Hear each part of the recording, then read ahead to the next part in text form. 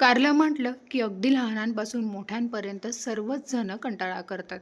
पण एकदा जर अशा पद्धतीने ही मस्त चमचमीत आणि झणझणीत मसाला कारलं जर तुम्ही बनवलं ना, तर नेहमी ह्याच पद्धतीने बनवाल. इतकी टेस्टी अशी ही भाजी बनवून तयार होते आणि जरासुद्धा दाण्याचा कूट न वापरता फक्त वाटण तयार करून आपण ही भाजी इथे तयार केलेली आहे. चला मग व्हिडिओला सुरुवात करू. तर कारल्याची रस्सा भाजी बनवण्यासाठी अशा पद्धतीने मीडियम साईजचे कारले इथे मी घेतलेले आहेत. आता सुरुवातीला कारले 1 ते 2 पाण्याने चांगले स्वच्छ असे धुवून घेतलेले आहेत. त्यानंतर कारले आपल्याला कट करून घ्यायचे आहेत. तर हे बघा अशा पद्धतीने 4 फोडी याच्या मी कट करून घेतल्या.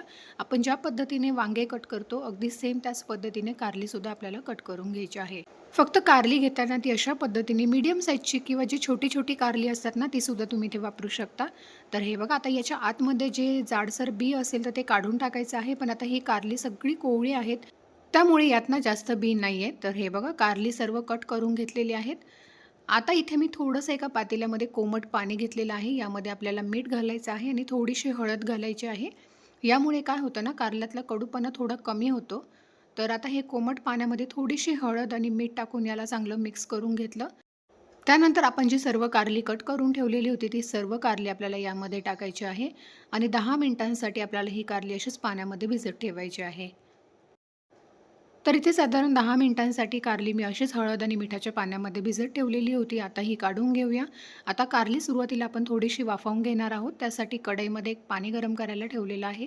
त्यावर आपल्याला अशी स्टीलची चाळणी ठेवायची आहे आणि जी कारली आपण कट करून ठेवलेली होती, ती सर्व कारली आता यामध्ये ठेवायची आहे. आता याच्यावर झाकण ठेवायचं आहे आणि वाफेवर आपल्याला कारली 70 ते 80% शिजवून घ्यायची आहे. तर हे बघा पूर्णपणे शिजवलेली नाही आहे. अगदी 70 ते 80% कारले शिजतील एवढे आपण याला वाफवून घेतलेलं आहे. सुरीच्या मदतीने हे बघा दाबून बघितलं तर कारलं शिजलेलं आहे बऱ्यापैकी आणि भाजीमध्ये सुद्धा ते अजून शिजणारच आहे. आता हे एका प्लेटमध्ये काढून घेऊया. आता मसाला बनवण्यासाठी इथे मी पॅन गरम करायला ठेवला आहे. त्यामध्ये फक्त 1 चमचा तेल घातलेलं आहे आणि 2 मीडियम साईजचे कांदे बारीक कट करून घेतलेले आहे. आता हे कांदे आपल्याला परतवून घ्यायचे आहे. आता आपण इथे दाण्याचा कूट वापरणार नाही आहोत, त्यामुळे 2 मीडियम साईजचे कांदे इथे मी वापरलेले आहेत. आता हलकासा तांबूस रंग येईपर्यंत आपल्याला हा कांदा चांगला असा परतवून घ्यायचा आहे.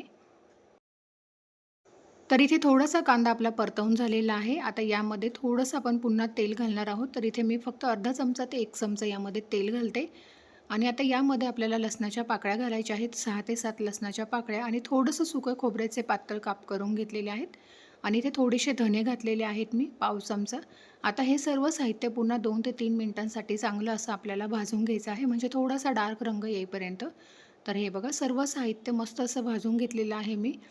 आता असं चांगला डार्क रंग येईपर्यंत कांदा, खोबरं, लसूण आपण भाजून घेतलेलं आहे. आता याला गार करून घेतलेलं आहे मी थोडंसं इथे. त्यानंतर एका छोट्या मिक्सरच्या भांड्यामध्ये आपल्याला याला काढून घ्यायचं आहे आणि याचं वाटण तयार करून घ्यायचं आहे. तर अगदी थोडंसं गरज लागेल तर यामध्ये पाणी घालायचं. तर इथे मी थोडी कोथिंबीर विसरली होती. पुन्हा यामध्ये कोथिंबीर घालून छान बारीक असं वाटण तयार करून घेतलेलं आहे. थोडंसं पाणी यामध्ये घालून. आता कारलं बनवण्यासाठी पुन्हा पॅनमध्ये आपल्याला तेल घ्यायचं आहे. तेल चांगलं गरम झालं की त्यामध्ये अर्धा चमचा जिरं घालायचं आहे. जिरं छान तडतडल्यानंतर आपण जे वाटण तयार करून घेतलेलं आहे ते सर्व वाटण यामध्ये आपल्याला घालायचं आहे. आता हे वाटण आपल्याला चांगलं तेल सुटेपर्यंत परतवून घ्यायचं आहे. गॅसची फ्लेम अगदी लो टू मीडियम ठेवायची, नाहीतर मग वाटण तळायला करपतं आणि याला चांगलं परतवून घ्यायचं. वाटण चांगलं परतवून घेतलं की भाजीसुद्धा अगदी छान मस्त चविष्ट अशी तयार होते. कच्चं वगैरे अजिबात ठेवायचं नाही, कारण आपण यामध्ये कांदा वापरलेला आहे, नाहीतर मग थोडीशी गोडसर अशी भाजी लागते. आता याला चांगलं 2 ते 3 मिनिटं व्यवस्थित असं मी इथे परतवून घेते. तर इथे आपलं वाटण जे आहे ते चांगलं तेल सुटेपर्यंत परतवून घेतलेलं आहे. अशा पद्धतीने वाटण चांगलं असं परतवून घेतलं, की त्यानंतरच यामध्ये आपल्याला सुके मसाले घालायचे आहेत.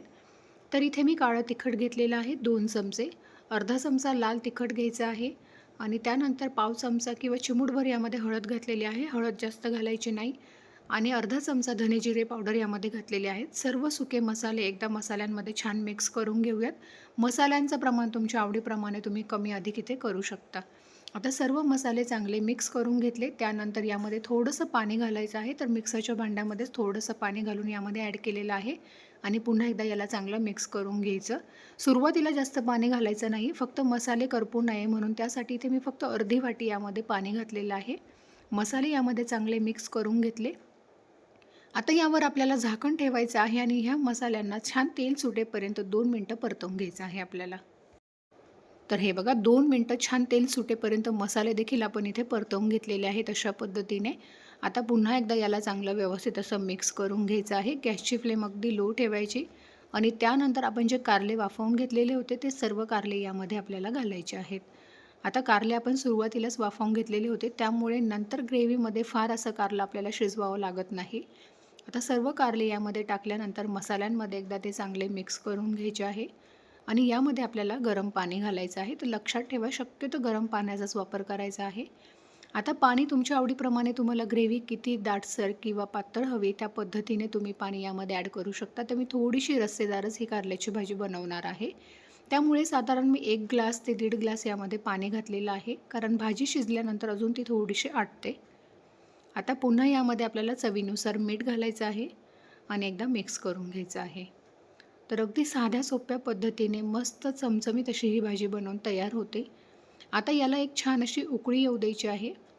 उकळी आली की गॅसची फ्लेम अगदी लो करायची, यावर झाकण ठेवायचं आणि 7 ते 8 मिनिटांसाठी भाजी मस्त मंद आचेवर शिजवून घ्यायची.